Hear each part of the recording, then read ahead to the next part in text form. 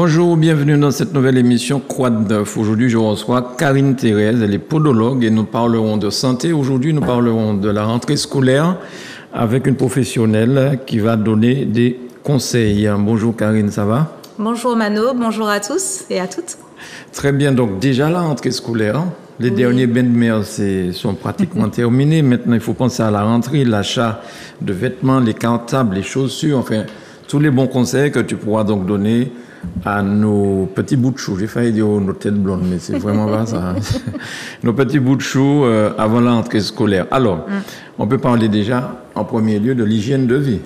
Absolument, il y a toute une organisation à mettre en place déjà avant la rentrée. Oui. Donc, pour veiller à leur reprise de rythme, parce que c'est pas le jour de la rentrée qu'il faudra y penser, malheureusement. Oui. Et on peut déjà préparer les enfants et les adultes à la reprise progressive du rythme, déjà par rapport à l'alimentation, avec des heures plus régulières pour manger, donc notamment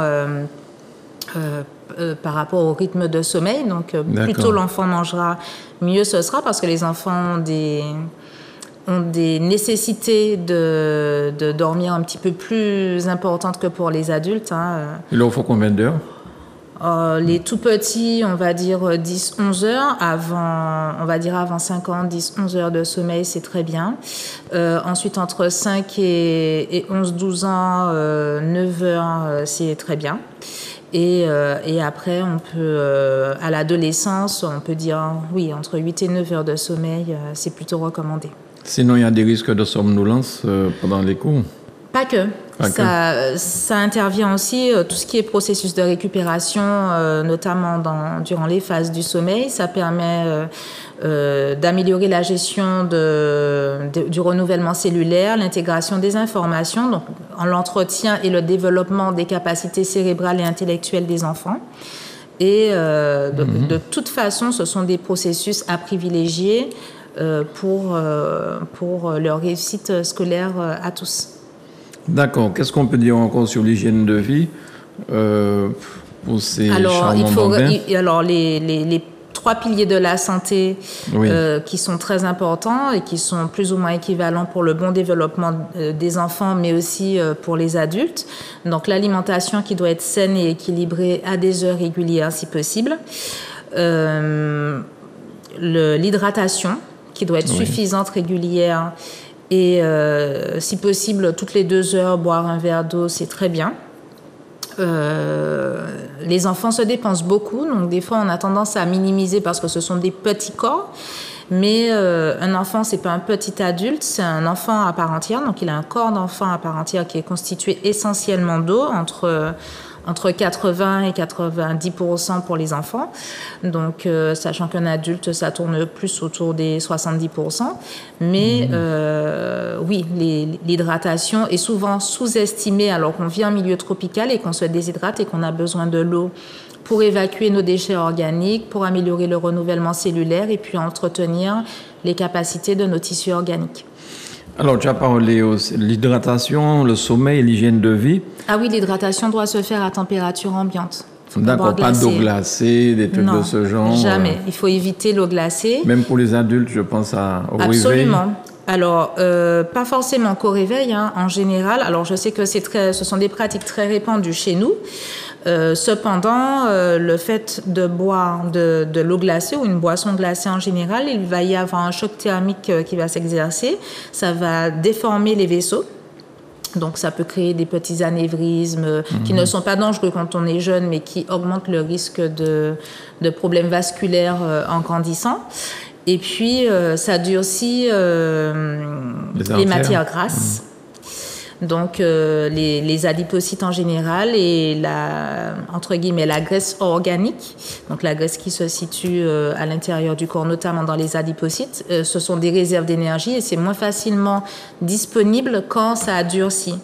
Et quand on a une alimentation qui n'est pas saine et équilibrée, ben, ça durcit la graisse sur les organes aussi et ça peut endommager le bon fonctionnement des organes. Alors, en matière de petit déjeuner, est-ce qu'il faut donner des biscuits, des trucs qu'on met dans le lait là, pour les enfants? Les céréales? Les céréales, Oh tout mon ça. Dieu, surtout pas. Ou alors, il vaut mieux lui donner, s'il est capable de manger déjà, tinen, dachine, ce genre de... Alors, Qu'est-ce qui est préférable pour un enfant? Et je ne parle pas seulement de ceux qui ont en maternelle, je parle des... Tout à fait. Alors, en général, j'aurais tendance à vous dire que ce qui est à éviter en particulier, c'est tout ce qui est Kellogg's. Enfin, pardon pour la marque, hein, les céréales du petit déjeuner. Le plus souvent, ce sont des aliments qui ont été tellement défragmentés qu'ils sont pauvres alimentairement, enfin en nutriments. Et résultat des courses, c'est trop sucré, c'est trop transformé comme aliment. Et malheureusement, à 10 heures, l'enfant a déjà une fringale parce qu'il y a des exhausteurs de goût, des inhibiteurs de satiété, etc., qui font que ce sont des calories vides et que l'enfant se remplit l'estomac des fois avec 2 bols le matin parce que chimiquement, c'est fait pour exciter le cerveau au niveau de l'appétit et diminuer la capacité de satiété. Donc, on n'a pas l'impression que l'estomac est rempli, donc on en rajoute. Et ça transforme l'appétit de l'enfant, ça l'agite parce que c'est beaucoup de sucre en très peu de temps qui ne seront pas forcément utilisés correctement parce qu'on se rappelle que ce sont des calories vides. Et donc, dans les dernières recommandations avec les avancées scientifiques qu'il y a, on recommande de privilégier d'abord le fruit parce que les vitamines doivent passer avant pour être mieux intégrées par l'organisme. Ensuite, quelque chose de salé. Et s'il doit y avoir un jus, de préférence un jus préparé à la maison et consommé à la maison. Voilà. Très bien. Avec de l'eau, bien sûr. Mais c'est valable aussi pour les adultes. C'est valable pour les adultes. Alors, petit complément de petit déjeuner, si on peut dire ça comme ça. Les oléagineux sont donc tout ce qui fait partie de la famille des amandes, des noisettes, des cacahuètes, des noix de cajou, etc. C'est particulièrement recommandé parce que c'est riche en oméga 3 et en oméga 6, dont le cerveau et le cœur sont de gros consommateurs, en particulier le matin parce que la productivité du cerveau et du reste de l'organisme est plus importante en première partie de journée. Et il faut ces éléments-là pour améliorer les capacités, qu'elles soient cérébrales ou physiques. Très bien. Alors, nous passons maintenant au cartable. Absolument. On n'a pas parlé... Oui, on a parlé du sommeil. Le cartable. Alors, je sais qu'il y a beaucoup de personnes qui vont un peu grincer des dents quand je vais dire ça, mais je vais prendre le risque quand même parce que je serais une mauvaise podologue si je disais aux gens prenez des cartables à roulettes, c'est absolument à éviter. Absolument à éviter parce que le cartable ait beaucoup de choses ou pas, inconsciemment, l'enfant aura tendance à le tirer toujours du même côté. Et malheureusement, la colonne vertébrale, qui est un ensemble d'étages de vertèbres, a tendance à rentrer en torsion et c'est comme ça que s'installent les scolioses. Et pour les enfants, que le cartable soit lourd ou pas, quand on le tire, ça s'installe très facilement. Est-ce que Manuela peut oui, je crois qu'on la photo du squelette? Voilà. Eh bien, en fait, le squelette, quand on le regarde, on a des vertèbres. Les vertèbres sont accumulées les unes par rapport aux autres. Et quand on exerce la torsion avec la force uniquement d'un côté par rapport à l'autre, ce qui se passe, c'est qu'il y a un décalage des vertèbres les unes par rapport aux autres, d'abord dans un sens rotationnel et ensuite avec la force musculaire qui se développe plus d'un côté que de l'autre dans le sens latéral. Et c'est comme ça que s'installent les scolioses et ça s'installe très facilement pour les enfants. Alors, et le sac à dos, finalement, qui sert de cartable maintenant, ou il faut revenir aux anciens cartables qu'on avait à mon époque? Alors, ça dépend des âges. Ouais. Parce que je vois mal un enfant du collège accepter d'avoir un cartable à l'ancienne. Cependant, les cartables assez larges avec les anses bien larges d'avant, c'est eux qui étaient, je dirais, les mieux conçus pour ça, sachant que bien souvent, ce qui fait peur aux parents, c'est la proportion du poids par rapport au poids de l'enfant. Ce sera toujours pire de mettre un poids, le même poids, admettons, dans un cartable à roulettes par rapport à un poids bien réparti dans le cartable, bien assis sur les 2 anses et sur les 2 épaules. Par contre, si l'enfant ne porte le sac que sur une anse, bien entendu, il y a quand même le déséquilibre. Il y a quand même un déséquilibre. Cependant, si le poids est bien réparti dans le sac, normalement, c'est moins dangereux en tout cas pour l'enfant, enfin c'est moins pénalisant quand on porte le cartable classique avec les 2 anses. Sachant qu'en plus de ça, le corps de l'enfant est très spongieux. Donc on imagine que ça lui fait autant de tort que si c'est un adulte qui porte, alors que les os n'ont pas du tout la même maturité et que l'enfant a un squelette qui est très riche en cartilage et qui peut se permettre d'amortir cette contrainte-là. Alors, est-ce qu'il est intéressant on n'est pas la police, mais est-ce qu'il est intéressant de fouiller le cartable de nos chers enfants lorsqu'ils reviennent de l'école à un certain âge, voir s'ils ne ramènent pas des choses qu'on n'a pas mis pour eux dans le cartable le matin? Je pense que oui. Ouais. Je pense que oui. Ce sont des pratiques qui se sont perdues avec le temps, mais auparavant, les parents regardaient systématiquement ce qu'il y avait dans les cartables des enfants. Quel monde qui bat ça et tout prend ça. On pas débat ça bon matin. Donc au moins on sait ce qui arrive à la maison et puis on peut veiller à la bonne conduite des enfants ainsi. Ouais. Ce sont des bonnes habitudes qui se sont perdues un peu avec le temps. D'accord. Alors, en tant que podologue, justement, oui. on parlera maintenant du choix des chaussures. Est-ce qu'on peut mettre des Crocs, par exemple? Oh mon Dieu! Je crois que c'est que les sabots plastiques sont... C'est ce qu'on appelle les Crocs, les sabots plastiques, d'accord. C'est ça. Sont parmi les pires chaussures qui existent. Tout d'abord, oui. Les chaussures qui contiennent une proportion de plastique ou de caoutchouc vraiment de manière importante ont un retour vibratoire qui crée des lésions de cartilage et des articulations, qui peuvent créer des inflammations, que ce soit pour les adultes ou pour les enfants, au niveau des articulations, des tendons et des ligaments. Donc il vaut mieux éviter les chaussures qui ont beaucoup de plastique dedans. Malheureusement, les Crocs ou les sabots plastiques en font partie. En fait, quand on marche, il y a la phase d'impact et le déroulé du pas, et en fait, les ondes remontent jusque dans les vertèbres, et ça crée des usures anormales des articulations et surtout des usures plus précoces. Donc, de même que les chaussures très plates et très fines, mais l'amplitude de l'onde est accentuée par le plastique.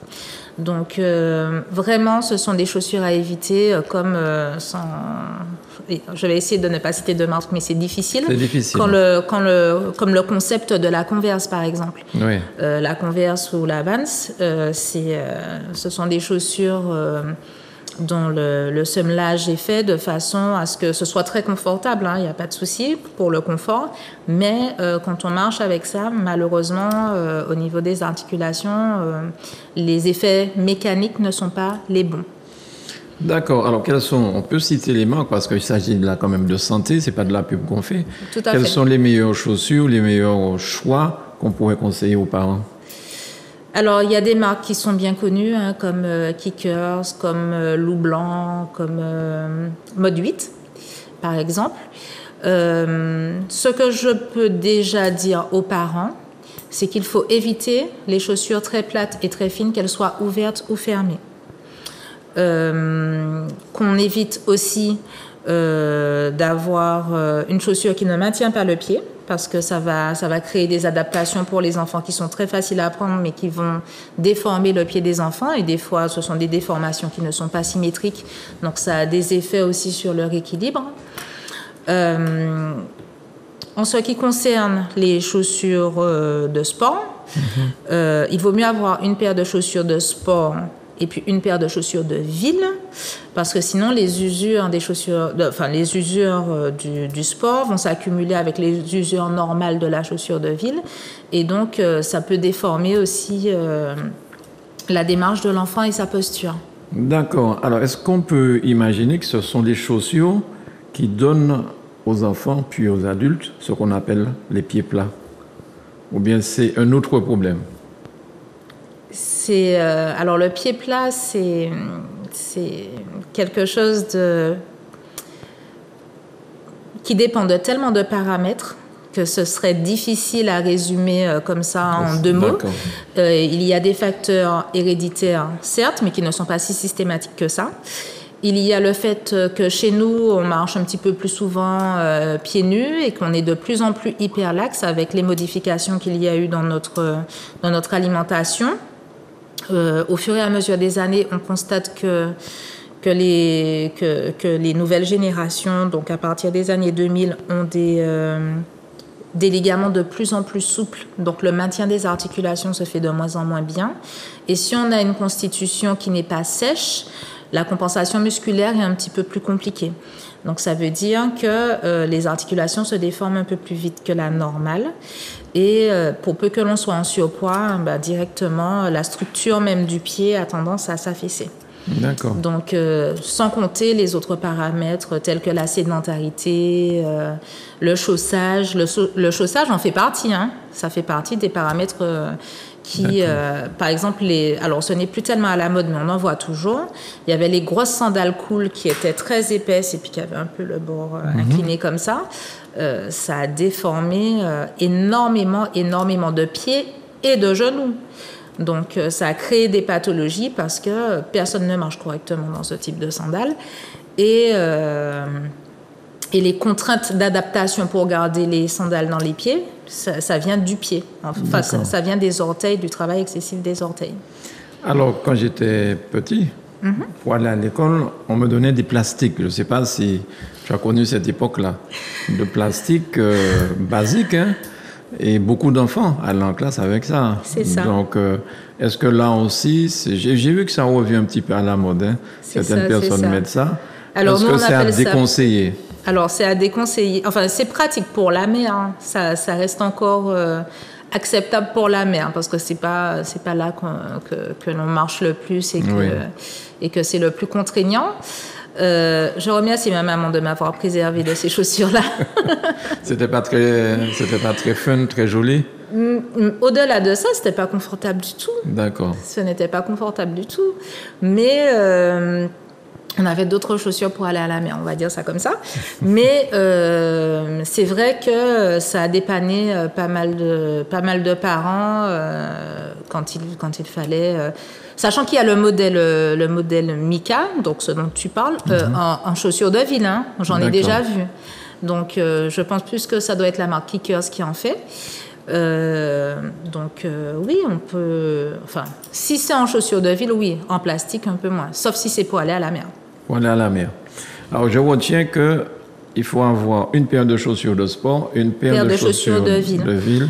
Et puis, si je peux donner une recommandation aux parents, ça ne sert à rien que l'enfant ait 10 paires de chaussures pour la rentrée, sachant qu'on est exactement en plein milieu de la phase ascendante de croissance dans l'année, c'est-à-dire que de janvier à décembre, le pic de croissance s'effectue entre mai et octobre-novembre parce que les hormones de croissance sont stimulées par des changements. À la fin de l'année scolaire, le changement de rythme avec plus de jeux, plus de sorties, etc., c'est déjà une stimulation pour la croissance de l'enfant.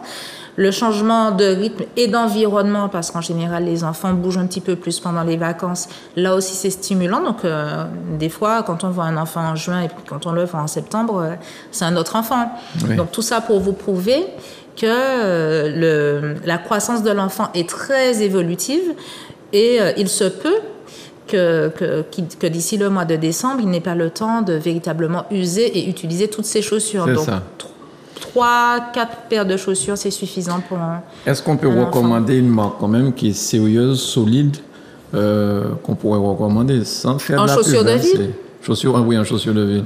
Je pense que Kickers, c'est une très très très bonne marque. Kickers, Loup Blanc et Mode 8 que j'ai cité tout à l'heure, ce sont de bonnes chaussures pour les enfants. Pardon, je ne connais pas ces marques-là, mais je connais les autres marques. Adidas, ou je ne sais pas, enfin, il y a des marques que les jeunes... des marques que les adultes utilisent aussi. Oui, et que... Parce que les enfants aiment bien avoir des chaussures de marque, du linge de marque. Alors, ce sont des marques aussi. Ce sont des marques aussi, d'accord. Mais on va dire que ce sont des marques qui sont adressées vraiment aux enfants de moins de 10-12 ans, on va dire.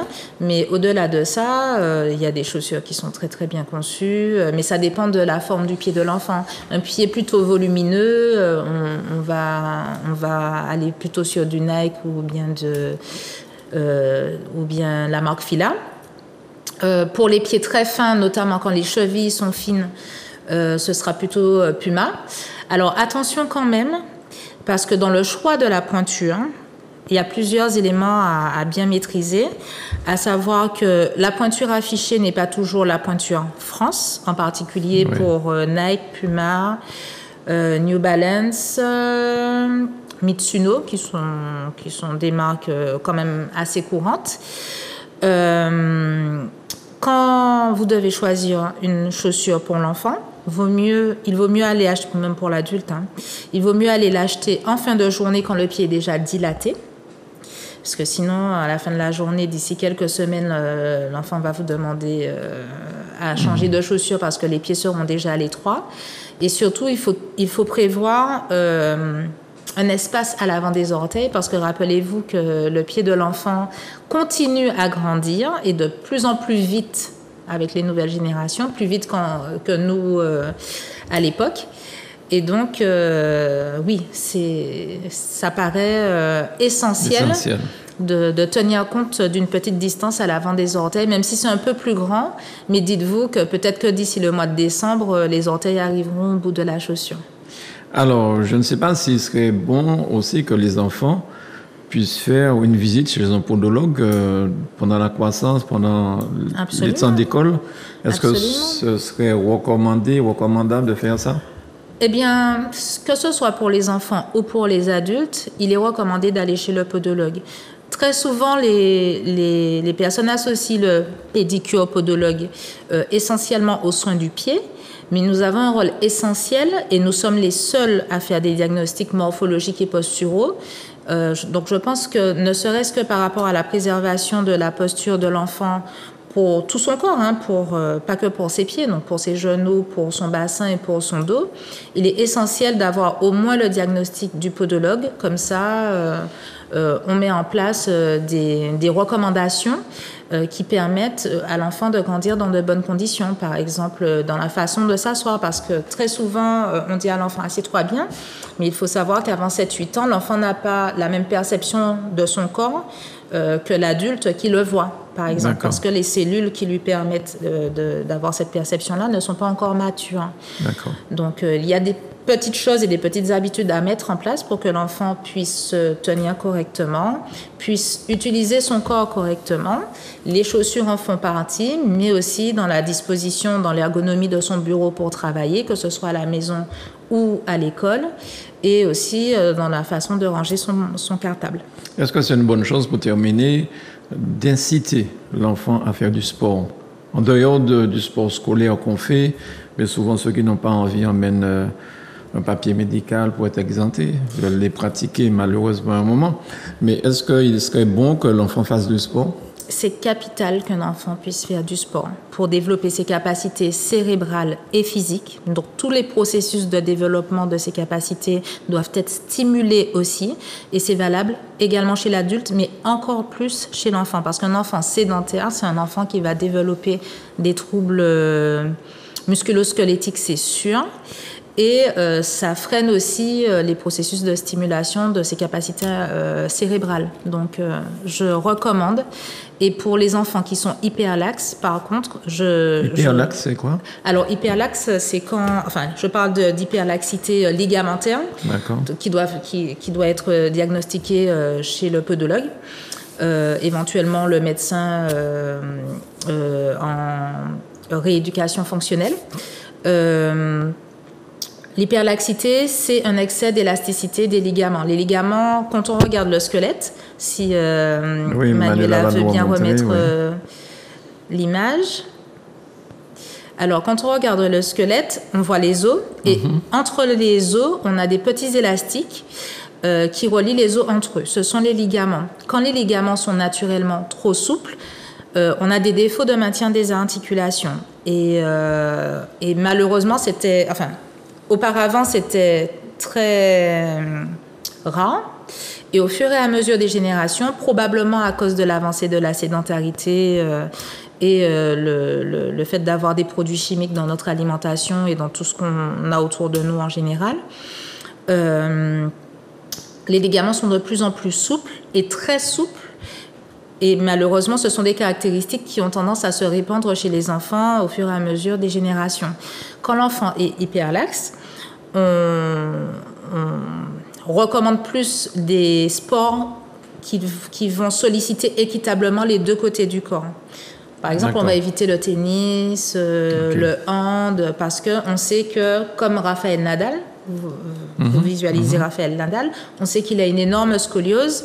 Alors lui, il est gaucher, donc c'est plus de ce côté-là.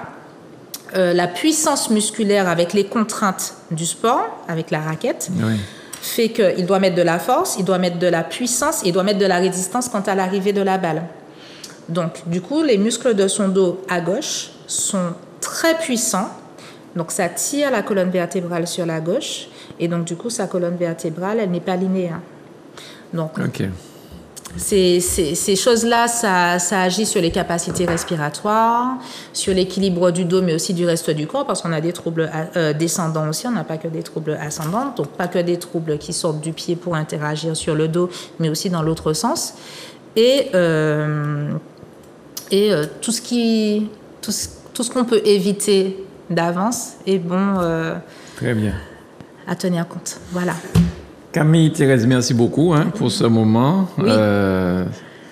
Ce moment pour les petits, qui la semaine prochaine vont entrer. C'est ça. Et je recommande aux parents d'acheter à la dernière minute les chaussures, parce que comme ils sont susceptibles de grandir encore un peu, d'accord. Ça aurait été mieux. Merci beaucoup, et puis revenez quand vous voulez pour donner de précieux conseils comme ça aux enfants, mais aussi aux adultes. Parce qu'on a besoin de conseils de spécialistes. Avec Merci plaisir. Karine. Merci beaucoup. Et bonne rentrée à tous. Merci à Manuela pour la réalisation. Et puis bonne rentrée à tous. Et puis à bientôt sur Zouk TV.